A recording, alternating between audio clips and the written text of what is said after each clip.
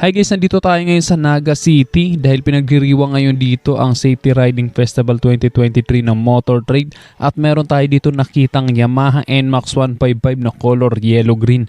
Napakaangas ng kanyang forma. Na-amaze ako sa kanyang kulay na color yellow green. Simpleng-simple lang kung titingnan pero napakasarap sa mata. Ang ganda ng pagka-glossy yellow green niya, oh. Para siyang naka-ceramic coating. I think naka-ceramic coating na to eh. At sana magkaroon ng ganitong kulay na stock ang NMAX, 'di ba? Kasi napakagandang pagmasdan, 'di ba? Napakalinis, napaka-premium, elegante talaga. At bagay na bagay din yung kanyang color white na mag sa kanyang kulay na yellow green. Dito sa gilid meron siyang emblem na Japan. So Japanese inspired pala ang motor na to. Kaya pala yung kanyang handlebar parang hawakan ng samurai, 'di ba? Parang handle ng samurai.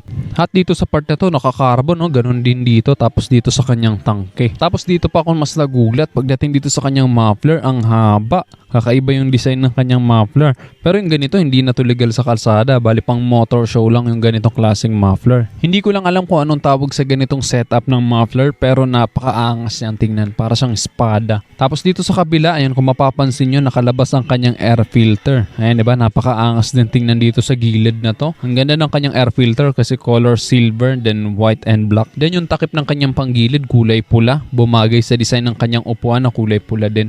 Tapos maganda rin yung kanyang upuan kasi naka-flat seat. Tapos ayun, meron pa siya dito ng trophy na kahoy at siguradong nanalo na to sa iba't ibang klaseng motor show. At hindi lang yan, ayan, oh, marami pang nilalatag dito yung may-ari nitong NMAX. Ayan, oh, napakarami na palang trophy nito. So ibig sabihin, marami ng beses nanalo ang Yamaha NMAX na to.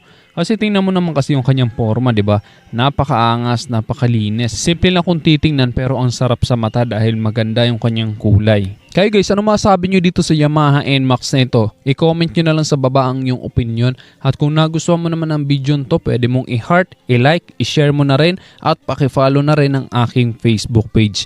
Ayun lang guys, dito na natin tatapusin ang ating video. Maraming salamat sa inyong panonood. Ako si Rosgo TV. Ride safe always and God bless. Yan, pwede nyo gamitin mo na habang iba na tayo nag-play ng ating video games. Gawin nyo mo ng pamaypay. Ibig sabihin, ang pasarante yan. Pwede naman, gawin nyo kung ano, gawin nyo kung mascot o laruan. Alright. So siguro na pagkakamalan nyo kung minsan, nag-chocolate, nagiging pitit, o nagiging pinegi. Na pagkakamalan ako minsan pinegi, nandito sa stage, ayan. So, asan na po ba yung ating sponsor na kapanan dito ngayon? Ang Honda.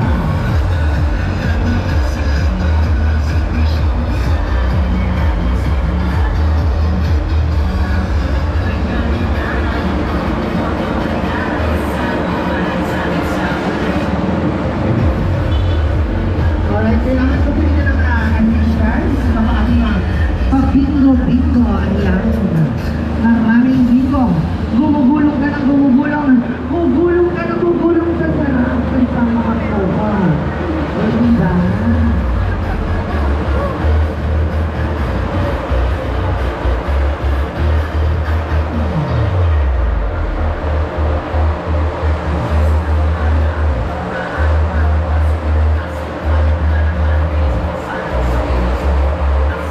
Diba?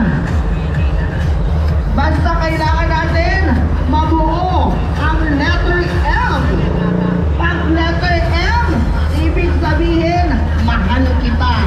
Ibig sabihin, Martina, ako yun. Diba? Maganda, masarap. Tingnan kung naniniwala ka. Alright. Next.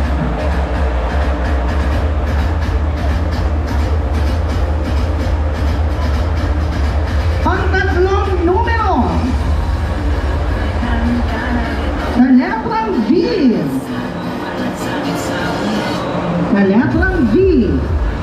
Ibig sabihin, pag letrang G, pag ako ang kasama mo, paniguradong hindi ka magugutom. Kasi hangawang kita ng aking kabusugan sa numero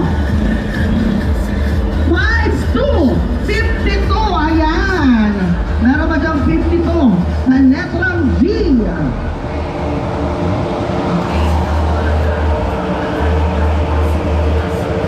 Ayan. Meron pa.